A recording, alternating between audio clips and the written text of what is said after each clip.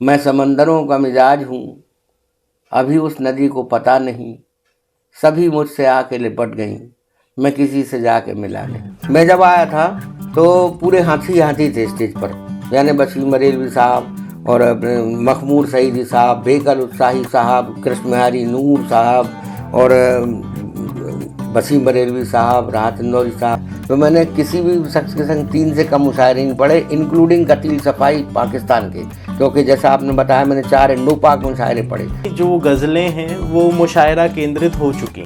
अमीर खुसरो हों या और बात के शायर, मुशायरों से नहीं शायरी से जिंदा। ये जो मिजाज है ये भी बशीर साहब ने इसी गज़ल के टुकड़े पीस से निकाल के कहा था कि तुम्हारा नाम मिजाज रखते हैं। तो मैंने कहा तस्वीर जैसी शख्सियत मेरे दिमाग में निदा फाजली की है, बशीर बद्र की है, वसीम बरेलवी की है, ऐसी छवि मेरे पास और अभी के दौर के लोगों की नहीं बन पा रही।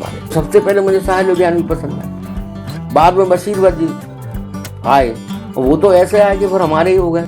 30 साल मैंने इसी डिक्शन पर काम किया कि हाउ आई राइट, कैसे मैं लिखूं कि मेरी गज़ल हिंदी वालों को हिंदी की लगे और उर्दू वालों को उर्दू की लगे। उस ज़माने में गरीबी का ज़माना भी तो था, कृष्ण भगवान के द्वापर में सुदामा भी तो था। बच्चों की तरह रहता है शायर, बच्चों की तरह रहता है, जब चाहे जब वो छोटी छोटी बातों में उसको क्यूरियोसिटी भी होती है और वो बच्चों की तरह छोटी छोटी चीज़ें पसंद भी करता है और खिलौने देख के भी उसका मन करता है कि मैं खिलौना खरीद लूँ। ये है शायर। देखा तो मकबूल साहब की हालत बहुत ख़राब थी। कहने में मैंने पूछा क्या हुआ, तो कहने बेटा यहाँ मिल नहीं रही है। तो मैंने कहा यार बड़ी मुसीबत है। बोले मैंने कहा फिर क्या करें, कहने मेरा तो ठीक है, कहने यार शहरयार को देख क्या उसका क्या हाल है। मैंने कहा वो कहाँ है, यूनो हनी सिंह का कोई कसूर नहीं है।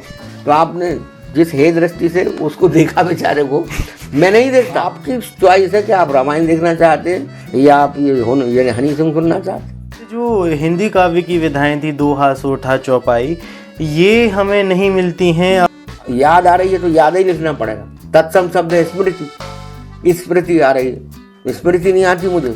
मैंने अपनी ज़िंदगी जी ली, मैं दोबारा जवान नहीं हो सकता।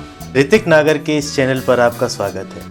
आज हम बात करेंगे शायर अशोक मिजाज बद्र से। नमस्ते।